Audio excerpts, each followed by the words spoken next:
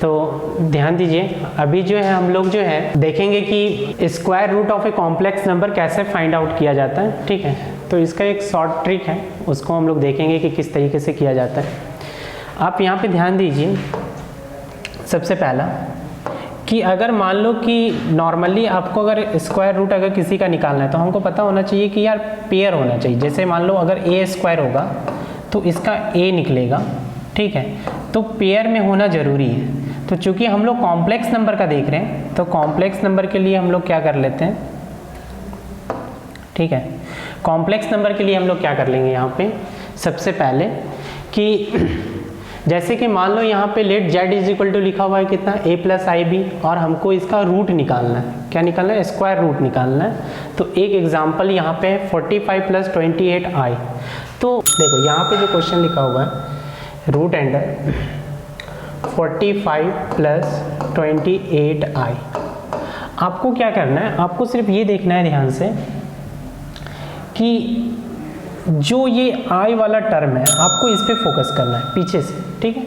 ये i वाला जो टर्म है उसको आप बाहर निकाल लीजिए 28i, ठीक है। और उसके बाद हम देखो इस रूट के अंदर हम लोग बनाएंगे, या तो बनाएंगे हम लोग a प्लस बी का होल स्क्वायर, ठीक है, या हम लोग बनाएंगे a माइनस बी का होल स्क्वायर। क्यों?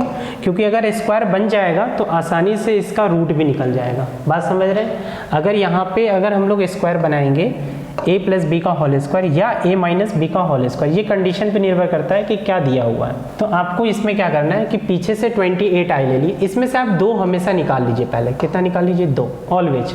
अगर 2 निकाल लिए इसमें से तो बचा कितना? 14i, ठीक है।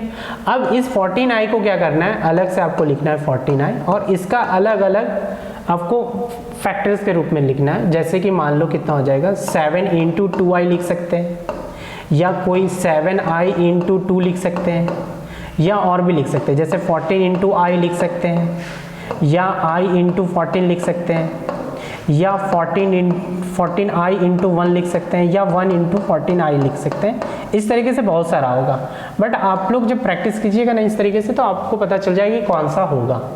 अब देखो 2 तो है, अब देखो 2 के साथ जो है हम लोग देखेंगे कि किसका स्क्वायर करने पे, देखो इस दोनों का स्क्वायर करने पे, जोड़ने या घटाने पे क्या ये 45 आ रहा है? अगर आ रहा है तो मतलब हो गया कि हमारा काम हो जाएगा क्लियर।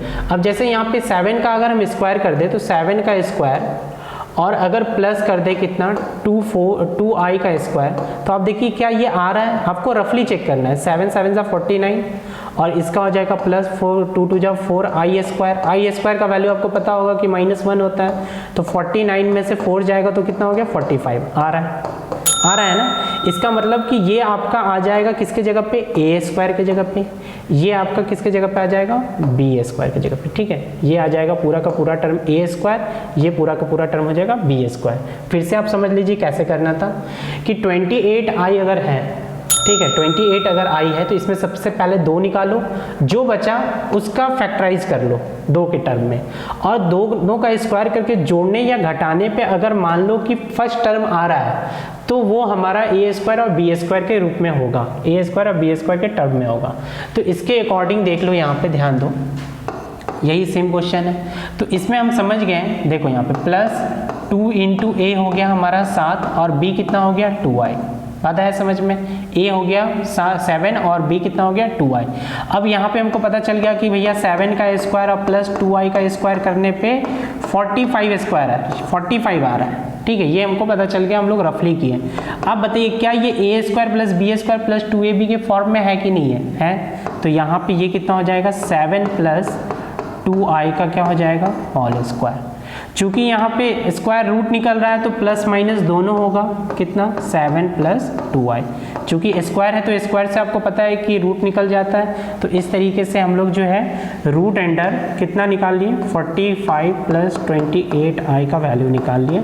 कितना वैल्यू होता है? तो प्लस माइनस 7 प्लस 2i। बात आया समझ में? इसी तरीके से अब और क्वेश्चंस बना के देखिए, आपका बनेगा इससे, ठीक है। चलिए आज के लिए